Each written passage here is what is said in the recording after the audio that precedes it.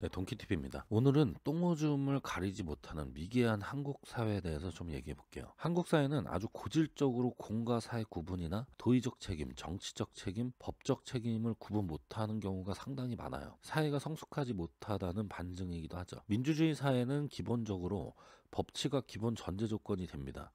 왕정 시대를 지나서 국가는 국민에게 완전한 자유를 보장하고 어떠한 경우에도 법에 규정된 정당한 절차 없이는 국민에게 어떤 명령이나 강제도 할 수 없다는 것이 현대 법치사의 특징인데요. 글쎄 한국이 법치사회라고 할 수 있을까요? 게다가 한국에 사는 대부분의 사람들은 언론을 통해서 사실을 접하고 그걸 그대로 믿는 경우가 많은데 문제는 이 언론과 여론이 과연 정확한 사실을 전달하고 있는지 여부죠. 저는 개인적으로 공중파 뉴스는 일기예보 빼고는 아예 안 보는데 몇 가지 사례를 보면서 좀 설명을 드릴게요. 요즘 꼴패미들과의 논쟁으로 인기가 급상승한 준석이가 마치 30대 청년의 희망인 것처럼 승승장구를 하고 있어요. 오늘은 준석이가 박근혜 전 대통령의 탄핵이 정당하다고 생각한다 이런 얘기를 했는데 글쎄 제가 지난 영상에서도 설명을 드렸지만 박근혜 대통령의 탄핵 절차는 지구상 어디에도 없는 명백히 위법한 졸속 탄핵이었습니다. 탄핵 내용의 실체를 떠나서 일단 절차의 하자가 너무 심해서 헌법재판소에서 판단을 할 수 없는 그런 사건이었다는 말씀을 드렸는데 준석이처럼 생각하는 사람들의 특징 중에 하나가 대통령의 정치적 책임이나 도의적 책임 그리고 법적 책임을 구분 못하는 경우가 많아요. 뭐 준석이는 한버드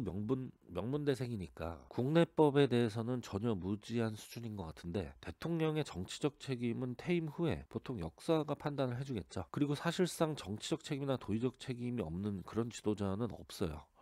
여기서 핵심은 과연 박근혜 대통령의 정치적 책임이 헌법상에 보장된 5년의 임기 중간에 끌어내려서 심판을 해야 됐는지 그걸 따지는 거죠. 저는 뭐 개인적으로 박 전 대통령의 정치적 책임이나 도의적인 책임이 어땠는지는 잘 모르겠어요. 그러나 최소한 한 국가의 최고 통치자조차 이런 식으로 졸속하게 국회 탄핵 소추나 국민의 미개한 촛불 감정으로 끌어낸다면 이 나라의 미래는 어떻게 될까요? 법치란 정치인들의 선동이나 그 선동된 대중들의 감정을 배제하기 위해서 만든 거죠. 아무튼 법의 비읍자도 모르는 우리 준석이가 당대표를 하고 싶으면 잘 모르는 분야에 대해서는 차라리 입을 좀 닥치고 있는 게 어떨까 합니다. 다른 뉴스를 보니까 오늘도 우리 스티븐 유 형님께서 분개하면서 한마디 하셨죠. 저는 20년 전에 유승준이 입국 금지를 당할 때부터 줄곧 우리나라가 얼마나 법치가 안 되는 미개한 사회인가 이런 생각을 했었어요. 먼저 입국 금지 사유들을 좀 보면 이렇습니다. 뭐 전염병에 감염병, 총기 막 이런 것들이 규정돼 있는데 근데 법률 규정을 보면 맨 마지막에 항상 이런 말들이 써 있어요. 기타 상당한 경우, 필요한 경우 이런 규정들은 그 규정 자체가 사실 명확성의 원칙에 위반이 돼서 위헌 규정이라고 생각을 해요. 아무튼 우리 법률에 이런 규정들을 해석하려면 되게 위에 열거된 사유들과 비교했을 때 그에 준하는 경우의 사유라고 볼 수 있는 정도라고 해석이 됩니다. 그럼 과연 유승준의 경우는 어떤가요? 저 위에 규정된 사유들과 동등한 잘못이 있나요? 아니죠. 유승준은 단지 TV에 나와서 군대에 가겠다고 말했지만 사정이 바뀌거나 개인적으로 마음이 변해서 군대를 가지 않고 자기의 정당한 권리인 미국 시민권을 취득한 것뿐이에요. 유승준의 약속은 팬들과의 약속이지 국가에 대해서 또는 법률적으로는 아무런 효력이 없죠. 단지 군대를 가지 않은 것에 대한 인기 추락 이게 유승준이 감당해야 될 책임이라고 봐야 되겠죠. 대체 이렇게 잔인한 국가가 북한 말고 또 있는지 남한과 북한이 정말 법치 수준이 다른지 저는 의심을 할 수밖에 없어요. 뭐 그 외에도 한국에서 언론의 이슈가 돼서 나오는 사건들은 대부분 그렇죠. 이번에 손정민 군 사망 사건을 보면서 또 제가 느낀 건 아니 언론에서 나오는 의혹들이 과연 전부 사실이라고 하더라도 그 사실과 친구 A씨가 손정민 군의 사망과 직접적인 인과관계가 있는가 즉 유죄 증거로 할 수 있는 의혹들이 있나? 아니요 하나도 없었습니다. 그럼에도 한국인들은 감정적으로 추상적인 개연성을 가지고 마치 친구가 이미 진범인 것처럼 난리가 났었죠. 또 한국인들 특징을 보면 성에 관련된 이슈가 터져 나오면 굉장히 흥분합니다.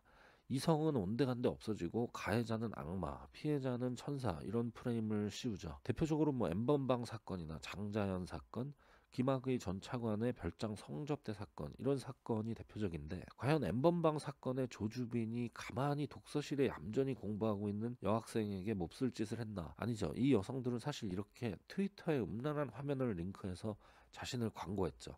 이 자체로 사실 범죄 행위죠. 근데 이 여성들의 범죄에 대해서는 아무도 말하지 않고 요즘은 나라에서 피해 지원금까지 주고 있다는데 과연 이게 정상일까요? 또 고 장자연 씨나 별장 성접대를 갔던 여성들은 그 성접대를 할 당시에 커피 한 잔 하는 줄 알고 그 자리에 간 건가요? 아니죠. 아무런 반대 급부도 없이 누군가에 의해서 강제로 연행된 건가요? 아니죠. 성접대는 그 자체로 양쪽 당사자를 모두 처벌하는 뇌물죄의 성격이 있죠. 성매매 자체도 여성을 함께 처벌하고 있는 국가가 대한민국입니다. 오늘 또 문재인 대통령이 공군 성추행 사건에 대해서 가슴이 아프다면서 엄중 처리라는 말을 했는데 자리가 높아지면 그만큼 책임도 무거워지겠죠. 대통령이 아닌 장관만 돼도 개별 사건에 대한 언급은 금지가 됩니다.